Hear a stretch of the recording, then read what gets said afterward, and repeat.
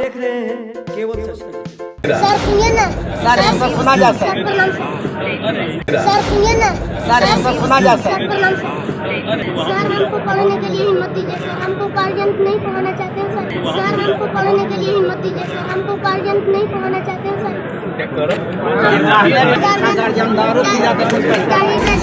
बिहार के जो सोनू कुमार ने जो शिक्षा पे जो प्रहार किया, शायद नीतीश कुमार जी, विजय कुमार चौधरी जी आपके शिक्षा व्यवस्था को बचाने के लिए या आप लोगों का लूटने वाला या लूट रहा आबरू को बचाने के लिए ही जो बड़े बड़े अधिकारी हैं वो शायद अपना कोचिंग संस्थान चला रहे हैं ताकि बिहार की इज्जत बच सके। जो सरकारी है वहाँ पर पढ़ाई नहीं होती है, सर को ही नहीं आता है सर, हम जानते हैं।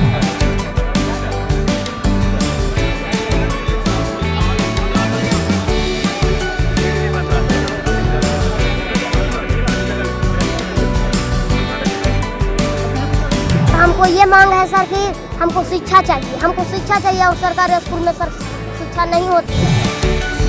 जब 6 साल का, 7 साल का, 8 साल का, 10 साल का बच्चा शिक्षा पर व्यंग करने लगे हरिशंकर परसाई की तरह, तो फिर बिहार सरकार आपसे बढ़िया तो राबड़ी देवी की सरकार थी, आपसे बढ़िया तो लालू यादव का सरकार था जो चरवाहा विद्यालय खोल रहा था और वो कम से कम कह तो रहा था कि यहाँ चरवाहा विद्यालय है। लेकिन आपके यहाँ तो बड़े बड़े काबिल पदाधिकारी के रहते हुए परीक्षाएं हो रही हैं, काउंसलिंग हो रहा है, इसके बाद नियुक्तियां हो रही हैं और नतीजा क्या है वो आप देख रहे हैं।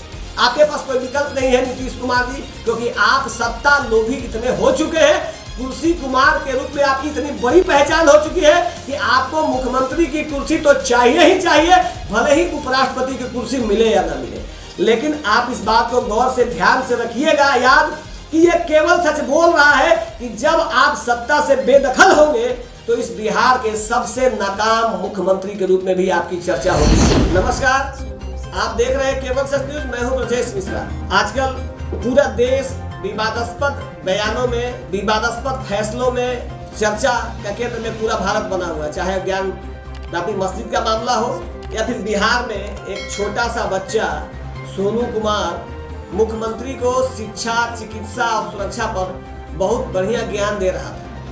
पूरा मीडिया में वायरल है, चारों तरफ सोनू कुमार की चर्चा है। देश में ज्ञान वापी मस्जिद की चर्चा हो रही है। भगवान भोलेनाथ बहुत जल्द हिंदुओं के लिए एक बड़ा अवसर के रूप में आपके सामने आने जा रहा है कि जो काशी विश्वनाथ मंदिर है वहाँ पे आप का जो विवाद था वो धीरे धीरे टलने की स्थिति में है और नंदी जी मिल रही हैं, भगवान भोलेनाथ का शिवलिंग मिल रहा है, कई चीजें आ रही हैं सामने और बहुत जल्द इसका भी फैसला आएगा और हम लोग इस मुद्दे पर भी बात करेंगे। अब आने वाले समय में इस महीने में 1 जून से केवल सच न्यूज प्रत्येक दिन किसी न किसी विषय पर लाइव होगा और आपके बीच से छोटे छोटे संवाद करेगा। लंबा समय हम लोग नहीं लेंगे, कम समय में पूरी बात को बताएंगे कि किस तरीके से बिहार, किस तरीके से उत्तर प्रदेश, झारखंड और विभिन्न राज्यों और देश में किस तरीके की राजनीति चल रही है, किस तरीके का वातावरण है, किस तरीके से हमारे देश में भ्रष्टाचार और किस तरीके का राजनीति चल रहा है, जिससे हमारा देश का भविष्य क्या होगा, कौन सत्ता संभालेंगे और कौन विपक्ष से बैठेंगे, इन सारे मुद्दे पर हम लोग बात करेंगे। आज हम जिस विषय को लेकर आए हैं आपके सामने वो विषय है स्वास्थ्य विभाग का।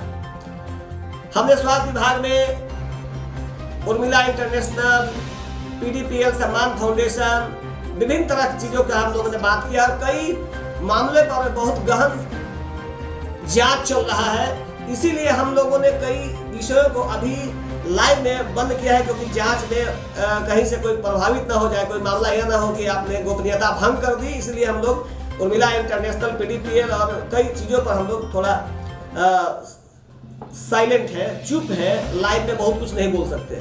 लेकिन हम लोग पीछे हटने वाले लोग नहीं हैं और आज हम जिस मुद्दे को लेकर आए हैं वह है मुद्दा स्वास्थ्य विभाग का ही। स्वास्थ्य विभाग का मतलब, बिहार में स्वास्थ्य विभाग का मतलब पूर्णतः भ्रष्टाचार, भ्रष्टाचार ही भ्रष्टाचार। आप गौर करके देखेंगे कि जिस तरीके से नीतीश कुमार को सोनू कुमार ने 5वीं कक्षा में पढ़ने वाला सोनू कुमार ने यह बताया कि बिहार की शिक्षा व्यवस्था, बिहार की चिकित्सा व्यवस्था, बिहार का सुरक्षा का क्या आलम है, ये आप देख सकते हैं। भले इस छोटे बच्चे को लोग दूसरे दृष्टिकोण से ले, चाहे वो मीडिया हो या राजनीति हो। सुशील कुमार मोदी जो बिहार के राजनीति से विगत कुछ महीनों में गायब हो गए थे, वो अभी पदार्पण किए सोनू कुमार के मामले में, और उनको लोगों ने देखा और उन्होंने वादे किए हैं। हम लोग इस मुद्दे पर 2 महीने के बाद बात करेंगे कि सोनू कुमार को जो लोग वादा कर रहे हैं वास्तव में वो पूरा भी करेंगे या फिर हवा पानी वाला बात। लेकिन स्वास्थ्य विभाग, पता नहीं मंगल पांडे, स्वास्थ्य मंत्री मंगल पांडे जी बिहार के स्वास्थ्य विभाग के अपर मुख्य सचिव, जो प्रधान सचिव के प्रभार में भी है, जो पद पे है अपर मुख्य सचिव और प्रधान सचिव के प्रत्यय अमृत, इन लोगों को पता नहीं हो क्या गया है। अगर कोई मामला जाता है विभाग में कि यहाँ भ्रष्टाचार हो रहा है, यहाँ पे सूचना के अधिकार का हनन हो रहा है, यहाँ पर इस तरीके के गड़बड़ी है, इस तरीके से यहाँ पे पैसे का बंदरबाट हो रहा है, इस तरीके से लूट हो रहा है स्वास्थ्य विभाग में, इसको कोई सुनने वाला नहीं है। और शायद यही कारण है कि बिहार का चिकित्सा व्यवस्था बहुत सारे नए नए संसाधनों से लैस होने के बाद भी विफल हो रहा है।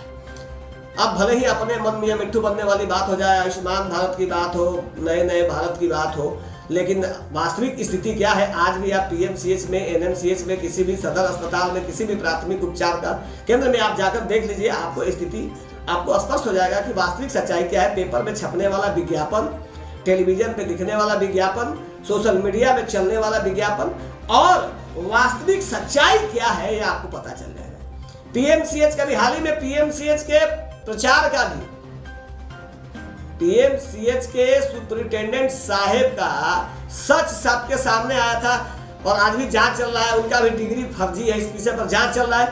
हम आज बात कर रहे हैं पटना राजकीय आयुर्वेदिक महाविद्यालय के प्रचार डॉक्टर संपूर्णानंद तिवारी की। जी हाँ, हम डॉक्टर संपूर्णानंद तिवारी की बात कर रहे हैं, जो पटना राजकीय आयुर्वेदिक महाविद्यालय कदम कुआं पटना के प्राचार्य हैं, लेकिन उनको बर्खास्त करने का आदेश निर्गत किया है स्वास्थ्य विभाग के विभागीय लोक शिकायत निवारण पदाधिकारी ने। अब उस पर जांच चल रहा है, आगे क्या होगा भगवान जाने। 22 तारीख के डेट में एक मामला आया है और कई चीजें हैं जिसको आप गौर से अगर आप फरमाएंगे, देखेंगे, समझेंगे तो आपको लगेगा कि विभाग के ही, हम ये विभाग के आदेश की प्रति ही दिखा रहे हैं। ये लोक शिकायत निवारण पदाधिकारी स्वास्थ्य विभाग का पत्र है, इस पत्र में सब कुछ है और हम धीरे धीरे करके आपको दिखाएंगे और बहुत ज्यादा समय भी नहीं लेंगे, क्योंकि आपका समय बहुत मूल्यवान है और हमारा भी। हम चाहते हैं कि ये जो समस्याएं हम लोग आपके बीच रखते हैं, जनमानस के बीच से भी ये सवाल सरकार से और स्थानीय जनप्रतिनिधियों से और पदाधिकारियों से, आम जनता को भी पूछना होगा, क्योंकि अगर अस्पतालों की स्थिति दयनीय होगी और अस्पताल में प्रचार और सुपरिटेंडेंट का अगर खेला बहुत गड़बड़ झाला वाला होगा तो सबसे ज्यादा नुकसान आम जनता को होता है। और भी वह आम जनता जो गरीब है, कमजोर है, लाचार है, बेबस है, असहाय है। तो आप समझ सकते हैं कि आपको कहीं ना कहीं से आपको आवाज बुलंद करना ही पड़ेगा। नहीं आवाज बुलंद करेंगे तो आपको कहीं ना कहीं से आपके ही परिवार के लोग परेशान होंगे। आज उर्मिला इंटरनेशनल में जो डाटा एंट्री ऑपरेटर के काम कर रहे हैं, वो ऑपरेटर किसी न किसी के भाई है, किसी के बेटा है, किसी के पति है, किसी के रिश्तेदार है, किसी के मित्र है, वो परेशान है, उनको वेतन नहीं मिल रहा है, उनको वेतन जो मिलना चाहिए वो नहीं मिल रहा है। वो कई तरीके के मामले हैं। अगर हम लोग चुप हो जाएंगे तो निश्चित तौर पे इसका दंड हमारे ही परिवार को भुगतना पड़ेगा, चाहे वो जिस रूप में भुगतना पड़े। डॉक्टर संपूर्णानंद तिवारी पटना राजकीय आयुर्वेदिक महाविद्यालय के प्राचार्य हैं और सबसे बड़ी बात यह है कि यह नियम के विरुद्ध है। और यह प्रचार कैसे बन गए, ये कैसे इन्होंने शिक्षा हासिल की, यह एक जांच का विषय है और शायद जांच के विषय में कई मामले खुलकर सामने आए हैं। हम थोड़ी थोड़ी चीज बताना चाहते हैं। डॉक्टर संपूर्णानंद तिवारी, ये डॉक्टर लिखते हैं, अब इसके हकदार है या नहीं ये तो जांच और फैसला होने के बाद स्पष्ट हो ही जाएगा। विभागीय आदेश तो इनके विरुद्ध आ ही चुका है, लेकिन आप गौर से समझिए कि डॉक्टर संपूर्णानंद तिवारी का जन्म 23 अक्टूबर 1957 को हुआ था। 23 अक्टूबर 1957।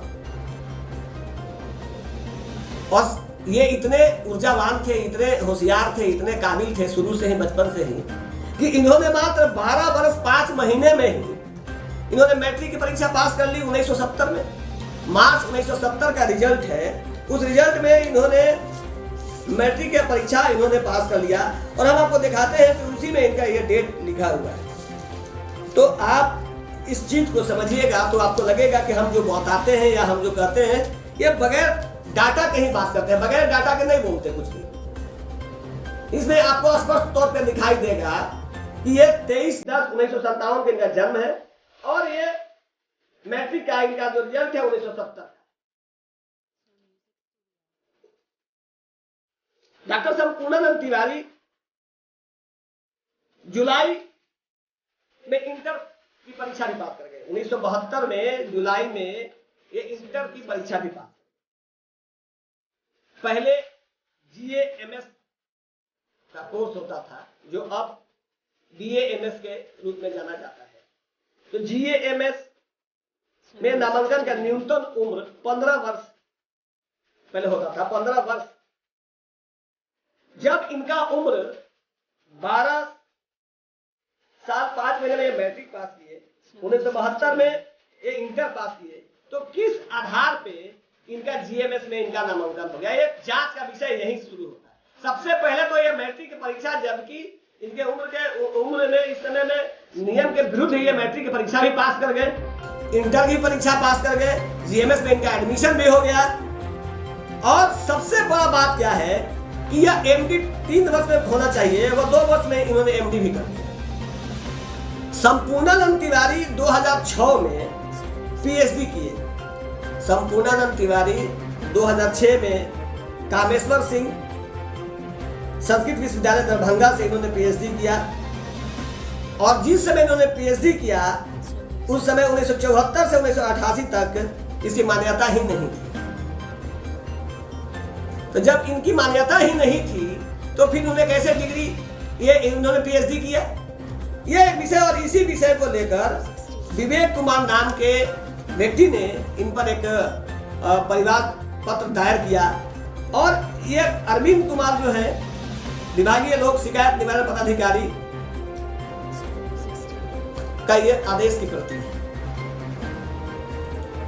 यह आदेश की प्रति है और इस आदेश में परिवारवाद का जो विषय था वो हम आपको बताते हैं।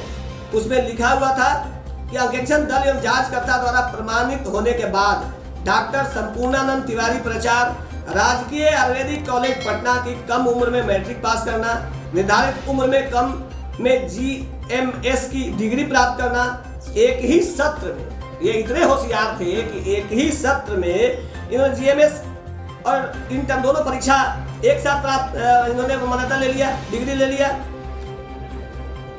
और जहां से इन्होंने MD किया वो अभी अवैध डिग्री है। साथ साथ जो इन्होंने PhD किया जब मान्यता उस समय नहीं था तो कैसे इन्होंने PhD किया, पूरा का पूरा घालमेल है। और इन्होंने मांग किया था विवेक कुमार ने कि इनके डिग्री को बर्खास्त पर जो इन्होंने फर्जी डिग्री पे नौकरी किया है, जो BTA अनियमितता इन्होंने की है, उसके आधार पर इनको बर्खास्त किया जाए और इनसे सरकार जिन्होंने जो खर्च किया है वो राशि वसूल की जाए। अब जांच का क्या फैसला आएगा नहीं आएगा, क्या होगा, ये सब कुछ सोचते होंगे। 26/4/2022 को जो विवेक कुमार हैं सिकंदराबाद के रहने वाले हैं, उन्होंने ये पूरा का पूरा एक आवेदन जो दायर किया था, पूरा ये डाटा डिटेल आया, पूरा इन्होंने एक दस्तावेज जमा कराया पूरा इनका फर्जीवाड़े का। और इसके बावजूद भी विभाग कुछ भी नहीं कर रहा है। डॉक्टर संपूर्णानंद तिवारी का जो दस्तावेजीकरण है उसको जांच करके उनको बर्खास्त करके उनको सलाखों के पीछे ढकेलना चाहिए। वह आदमी अभी भी पटना राजकीय आयुर्वेदिक महाविद्यालय का प्रचार बनकर बैठा है।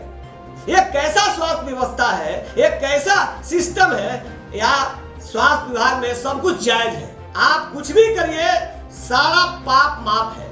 क्योंकि जिस तरीके से पोस्टमार्टम रिपोर्ट में अगर किसी का अगर डॉक्टर की कृपा हो गई तो पोस्टमार्टम रिपोर्ट आपके पक्ष में आएगा, और अगर सेटिंग नहीं हुआ फिर भगवान भरोसे उसी तरीके से स्वास्थ्य विभाग में जिस तरीके का खेल चल रहा है, चाहे वो chief drug controller Ravinder Kumar की बात हो, चाहे प्रचार संपूर्णानंद तिवारी की बात हो, या फिर पीएमसीएच के सुपरिटेंडेंट की बात हो, कई चीज है जिस विषय पे स्वास्थ्य विभाग के माननीय मंत्री मंगल पांडे जी को विशेष ध्यान देना चाहिए। पता नहीं उन तक ये बात पहुंच पा रही है या फिर वो अनदेखी कर रहे हैं। यह एक बड़ा विवादास्पद विषय, चिंतनीय और मंथनीय विषय है। विभाग के सबसे काबिल, बिहार के सबसे काबिल आईएएस के रूप में आमिर सुबहानी के बाद प्रत्यय अमृत को लोग बहुत बड़े लेवल पर स्वीकार करते हैं, लेकिन प्रत्यय अमृत के पास इतना बड़ा मामला जाने के बाद भी सब ढाक के 3 पात साबित हो रहा है। इसका मतलब क्या है? और बिहार के विपक्ष के नेता तेजस्वी यादव सिर्फ सत्ता कैसे हासिल कर ले, किस तरीके से मुख्यमंत्री बन जाए, और अगर जुगाड़ नहीं हो पाएगा तो उप मुख्यमंत्री पर ही संतोष कर ले, बस इसी से उनको मतलब है। इससे ज्यादा का कोई सरोकार नहीं है। जिस तरीके से स्वास्थ्य विभाग में, शिक्षा विभाग में और सुरक्षा का जो मजाक उड़ाया जा रहा है बिहार में, और वो मात्र 5वीं कक्षा का बच्चा जिस तरीके से बयानबाजी कर रहा है, चुल्लू भर पानी में डूब के मर जाना चाहिए बिहार के मुख्यमंत्री को, शिक्षा मंत्री को, स्वास्थ्य मंत्री को, क्योंकि गृह मंत्री भी माननीय नीतीश कुमार ही हैं। बिहार में आपराधिक घटनाओं में कितना तेजी से इजाफा हो रहा है, किसी से छुपा नहीं है। अगर आप सोशल मीडिया को अगर गौर से अगर देखेंगे तो आपको लगेगा कि प्रिंट और इलेक्ट्रॉनिक मीडिया बहुत सारे बातों को दबा देता है विज्ञापन के कारण। वह बातें सोशल मीडिया में वायरल हो रहा है।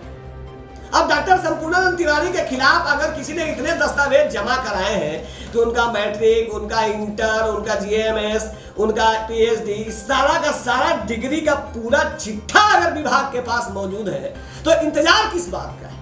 या फिर उनके सेवानिवृत्ति का इंतजार हो रहा है कि किसी तरीके से रिटायर हो जाए और बात खत्म हो जाए। इस तरीके से बिहार में स्वास्थ्य विभाग बेलगाम हो चुका है, और इसके अधिकारी, पदाधिकारी, इसके कर्मचारी, और अब तो कई काम आउटसोर्स में जो दिए जा रहे हैं उसमें बड़े पैमाने पर भ्रष्टाचार है। एक्सरे की बात करिए, अल्ट्रासाउंड की बात करिए, एम्बुलेंस की बात करिए, आप किसी मुद्दे पे बात करिए, डाटा एंट्री ऑपरेटर की बात करिए, तो आप गौर करके अगर देखेंगे तो आपको लगेगा कि भगवान ही अब आकर बिहार के स्वास्थ्य विभाग को दुरुस्त कर सकते हैं। अरे जून महीना चल रहा है, अभी तो डॉक्टर का, एएनएम का, जीएनएम का ट्रांसफर पोस्टिंग का खेल चल रहा है। 5 लाख, 7 लाख, 6 लाख, और सबके सब इन्वॉल्व है इसमें। भले ही कोई इनकार कर दे इस बात से, लेकिन सच्चाई यही है। अगर ये सच्चाई नहीं है तो फिर डॉक्टर संपूर्णानंद तिवारी के विरुद्ध अगर इतने सारे दस्तावेज मौजूद हैं तो फिर किस बात के लिए विलंब किया जा रहा है? क्या विलंब का कारण क्या है? यह बात बताना चाहिए। लेकिन ऐसा कुछ नहीं होगा, बल्कि कहीं ना कहीं फिर सेटिंग हो जाएगा, क्योंकि ऐसे ही लापरवाही के कारण बिहार में कोरोना के समय में कई लोगों की जानें गई हैं। अरे जब बिहार में स्वास्थ्य विभाग के लापरवाही के कारण बिहार के कई आईएएस, कई बिहार प्रशासनिक सेवा के अधिकारी, कई इंस्पेक्टर, दरोगा, कई आम आदमी को तो गिनती मत करिए कितने लोग काल के गाल में समा गए सिर्फ लापरवाही के कारण। क्योंकि एक आईएएस जब स्वास्थ्य विभाग को गंभीरता से नहीं समझ पाएगा, वो सारा चीज प्रशासनिक दृष्टिकोण से समझता है, लेकिन कार्रवाई करने के बजाय उस पर कैसे लीपा पोती हो सकता है, इसी जुगाड़ में रहते हैं। अभी पीएमसीएच में एलएमटी का मामला है। अगर कोई मामला अगर विभाग के पास जाता है, ये तो उन लोगों को, उन आवेदकों को, उन कार्यकर्ताओं को, चाहे वो आरटीआई के कार्यकर्ता हो या सामाजिक कार्यकर्ता हो या राजनीतिक कार्यकर्ता हो, अगर कोई भी कार्यकर्ता, अगर कोई भी आम आदमी किसी भी विभाग में जाकर अगर किसी के विरुद्ध अगर कोई ठोस सबूत देता है तो क्या विभाग को गंभीरता पूर्वक उसका अवलोकन नहीं करना चाहिए और अवलोकन करके उस पर कार्रवाई नहीं करनी चाहिए? अब आपका मैट्रिक का सर्टिफिकेट, इंटर का सर्टिफिकेट, पीएचडी का डिग्री, जीएमएस और बीएमएस के बीच का खेला, अब इससे बड़ा सबूत और क्या मिलेगा? और विभाग में ये परिवार बात चल रहा है। अब कहने के लिए तो यहाँ पे सूचना का अधिकार लागू है, लोक शिकायत निवारण पदाधिकारी हैं, विभागीय पदाधिकारी हैं, प्रपत्र का जारी होता है, सारा का सारा सिस्टम कोर्ट में जाने के बाद ही अगर सुधरेगा तो फिर इन आईएएस का क्या काम है? ये क्या करेंगे आखिर? कैसे बिहार बचेगा? कैसे आम आदमी को स्वास्थ्य व्यवस्था का लाभ मिल पाएगा मजबूती से?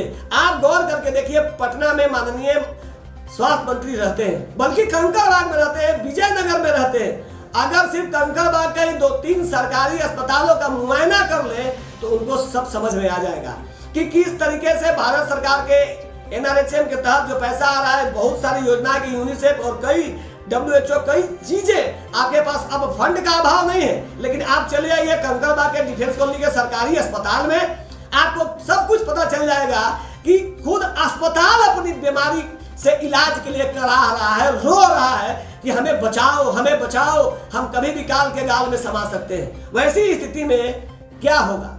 जिस समय में कोरोना का काल था, उस समय में एलोपैथ और आयुर्वेद के बीच में बहुत बड़ा जंग छिड़ा और आयुर्वेद को लोगों ने दिल से सराहा। एलोपैथ की तरह इसको भी हाथों हाथ लिया, बल्कि कोरोना में आयुर्वेद ज्यादा कारगर साबित हुआ। और अगर आयुर्वेदिक कॉलेज का प्रचार अगर डंडी मार होगा, अगर आयुर्वेदिक कॉलेज का प्रिंसिपल का फर्जी डिग्री होगा, अगर वही गलत तरीके से शिक्षा प्रदान करेगा, तो आने वाले समय में जो पीढ़ी है, हमारी भावी पीढ़ी है, आयुर्वेद के जो मेडिकल स्टूडेंट हैं, उनका भविष्य कितना कारगर होगा, ये आप बहुत आसानी से समझ सकते हैं। और इन चीजों को समझने के लिए आपको मंथन करना पड़ेगा, सवाल करना पड़ेगा। सवाल सिर्फ मीडिया ही करे ये जरूरी नहीं है, बल्कि अगर कोई सवाल मीडिया भी करे तो उसके साथ आपको साथ देना पड़ेगा, ताकि सरकार तक बात गंभीरता तक पहुंचे और उस पर ठोस कार्रवाई हो। क्योंकि आजकल नीतीश कुमार की सरकार में एक नया फैशन शुरू हुआ है कि आप चुपचाप सुनिए, एक कान से सुनिए और उसको अंदर आने ही मत दीजिए, उसको बाहर ही स्टॉप लगा दीजिए और बाहर से बाहर चला जाएगा। यानी कि हम किसी की बात नहीं सुनेंगे, भले मीडिया में, अखबारों में, टेलीविजनों में, सोशल मीडिया पर ये कहेंगे कि आप हमें गुप्त सूचना दीजिए, हम भ्रष्टाचार के खिलाफ लड़ाई लड़ रहे हैं, हम उस व्यक्ति को, भ्रष्ट पदाधिकारी को, कर्मचारी को दंडित करेंगे, ये बातें कही जाती हैं। लेकिन जब कोई उस पर कार्रवाई के लिए आवेदन देता है तो फिर नतीजा यही है, डॉक्टर संपूर्णानंद तिवारी जैसे अगर फर्जी डिग्री वाले लोग अगर कॉलेज के प्रचार बने रहेंगे तो मंगल पांडे जी इस बिहार में अमंगल होने से कोई रोक नहीं सकता है। और यही कारण है कि आपके तमाम खर्चे के बाद, आप काफी मेहनत करते हैं, काफी संसाधन लाया है आपने, इसके बावजूद भी स्वास्थ्य व्यवस्था में कोई सुधार नहीं। आप गौर से समझिएगा, हमारा और केवल सच का स्वास्थ्य मंत्री मंगल पांडे से या प्रत्यय अमृत से कोई व्यक्तिगत दुश्मनी नहीं है, ना ही हमारा कोई कॉन्ट्रैक्ट है जो हमारा आपने कैंसिल कर दिया है, जिसकी वजह से हम बौखलाहट में ये बात कहते हैं। बल्कि आप समाज के अच्छे लोग हैं और आपसे लोग उम्मीद करते हैं बार बार। अगर आपको सरकार में, अगर बिहार की जनता आपको ला रही है तो निश्चित तौर पे आपको इसको गंभीरता से समझना पड़ेगा। स्वास्थ्य विभाग, शिक्षा विभाग और सुरक्षा, ये 3 गृह विभाग, तो तीनों के तीनों काबिल लोगों के पास है। विजय चौधरी जी शिक्षा मंत्री है, मंगल पांडे जी स्वास्थ्य मंत्री है। हर आदमी स्वस्थ होने के लिए मंगल कामना करता है भगवान से, मंत्री जी का नाम भी मंगल है, तो स्वास्थ्य विभाग में तो मंगल ही मंगल होना चाहिए था। लेकिन आपके तमाम कोशिशों के बाद अगर कहीं ना कहीं भ्रष्टाचारियों का वर्चस्व मंत्री और प्रधान सचिव, अपर मुख्य सचिव से ज्यादा हो रहा है तो आपको इस्तीफा दे देना चाहिए। क्योंकि जब अगर कोई चीज नहीं संभले तो निश्चित तौर पे आपको वहां से हट जाना चाहिए। बिहार के काबिल आईएएस के रूप में पहचान रखने वाले प्रत्यय अमृत जी, नाम भी इनका प्रत्यय और अमृत भी है। तो अगर स्वास्थ्य विभाग में एक मंत्री का नाम मंगल और वहां का प्रधान सचिव जो प्रशासनिक व्यवस्था देखता है वो अमृत है, इसके बावजूद भी लोगों को जहर ही जहर मिलेगा, भ्रष्टाचार ही भ्रष्टाचार मिलेगा, तो फिर कौन आएगा जो यहाँ का व्यवस्था सुदृढ़ करेगा, मजबूत करेगा, कारगर बनाएगा, उपयोगी बनाएगा? आप गौर करके देखिए, किसी भी राज्य के राजधानी में जो बड़े अस्पताल हैं, लोग बड़ी उम्मीद से गांव के तलहटी से आते हैं, गांव के चौपाल से आते हैं, उस प्रखंड से अंतिम छोर से आते हैं, और जब यहाँ पहुंचते हैं तो पता चलता है कि यहाँ की हालत भी बद से बदतर है। तो आप सोचिए कि बिहार की छवि कितनी उपयोगी और कितने कारगर सिद्ध होती होगी। एक तरफ नरेंद्र मोदी जी फंड का कोई कमी नहीं छोड़ते हैं। जैसा कि सूचना मिलता है और आता है आंकड़ों में, आंकड़ों का जो खेल है वो हम लोग देखते हैं और हम तो सारा का सारा सूचना के अधिकार अधिनियम के तहत ही मांगते हैं। बल्कि बिहार में सूचना के अधिकार अधिनियम की तो धज्जियां स्वयं राज्य सूचना आयोग उड़ा रहा है। उसके दिए गए आदेश का पालन अनुपालन हो रहा है या नहीं हो रहा है, इसका भी जांच पड़ताल नहीं करता है। और यही कारण है कि बड़े जो पदाधिकारी है, जो भ्रष्ट पदाधिकारी है, जो लोक सूचना पदाधिकारी है, जो प्रथम अपीलीय पदाधिकारी है, उनको लगता है कि ये बात आई और बात गई। तो कई चीजें हैं, इन चीजों को गंभीरता से समझना होगा। और डॉक्टर संपूर्णानंद तिवारी की अगर ये डिग्रियां फर्जी है, जैसा कि ये पूरा का पूरा दस्तावेज बोल रहा है, तो उनको अविलंब प्रचार पद से हटाकर उन पर जांच करना चाहिए। अन्यथा सरकार का जो राशि खर्च हो रहा है और बाद में अगर ये कुछ पता चलता है कि ये बिल्कुल सही बात था कि डॉक्टर संपूर्णानंद तिवारी का सारा डिग्री फर्जी है, जो कि बिल्कुल यही बात है और ये प्रमाण है। क्योंकि 1970 में इस लेवल का घोटाला नहीं चलता था जिस तरह का घोटाला अभी बीपीएससी में चल रहा है, दरोगा के बहाली में चल रहा है, शिक्षा के बहाली में चल रहा है। ये उस समय के दौर में इस तरीके का कोहराम नहीं था, इस तरीके का आतंक नहीं था। लेकिन जुगाड़ टेक्नोलॉजी वाले लोगों की कोई कमी नहीं थी, जुगाड़ हमेशा से था। और उस जुगाड़ के तहत ही डॉक्टर संपूर्णानंद तिवारी 12 साल 5 महीने में मैट्रिक पास कर जाते हैं और 15 साल के कम उम्र में जीएमएस में एडमिशन भी ले लेते हैं। अगर ऐसे ही चलता रहा, आज भी अगर ऐसे ही चलता रहा, जब सुशासन की सरकार है, मुखिया नीतीश कुमार है, उपराष्ट्रपति बनने का ख्वाब देख रहे हैं, और जब उनके शासन में जब इस तरीके का काम होगा तो फिर बिहार में कौन बचाएगा? जब 15 साल जंगल राज कहने वाले नीतीश कुमार के शासन में भी जंगल राज से भी बड़ा भ्रष्टाचार राज कायम अगर हो जाएगा तो फिर इससे बढ़िया तो जंगल ही राज था।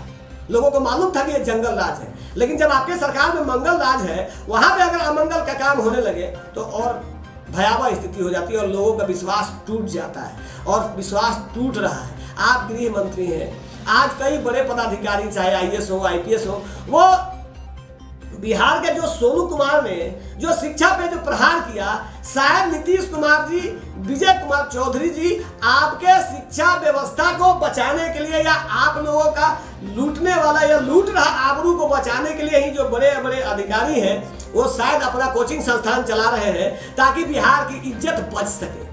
जब 6 साल का, 7 साल का, 8 साल का, 10 साल का बच्चा शिक्षा पर व्यंग करने लगे हरिशंकर परसाई की तरह, तो फिर बिहार सरकार, आपसे बढ़िया तो राबड़ी देवी की सरकार थी, आपसे बढ़िया तो लालू यादव का सरकार था जो चरवाहा विद्यालय खोल रहा था और वो कम से कम कह तो रहा था कि यहाँ चरवाहा विद्यालय है। लेकिन आपके यहाँ तो बड़े बड़े काबिल पदाधिकारी के रहते हुए परीक्षाएं हो रही हैं, काउंसलिंग हो रहा है, इसके बाद नियुक्तियां हो रही हैं और नतीजा क्या है वो आप देख रहे हैं।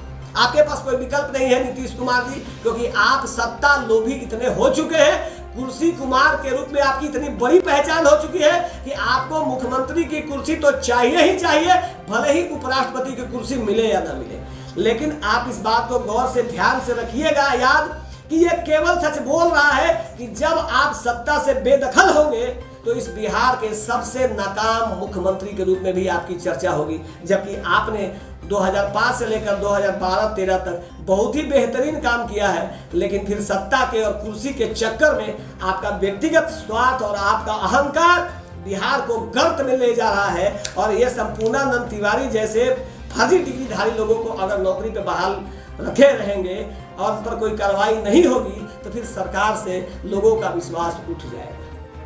हम आज आपका ज़्यादा समय नहीं लेंगे। डॉक्टर संपूर्णानंद तिवारी पर जांच जरूर होना चाहिए और ये जांच ही नहीं बल्कि इन पर ठोस कार्रवाई होते हुए इनको अविलंब जेल भेजना चाहिए। आज तक के लिए सिर्फ इतना ही। जय हिंद, जय बिहार।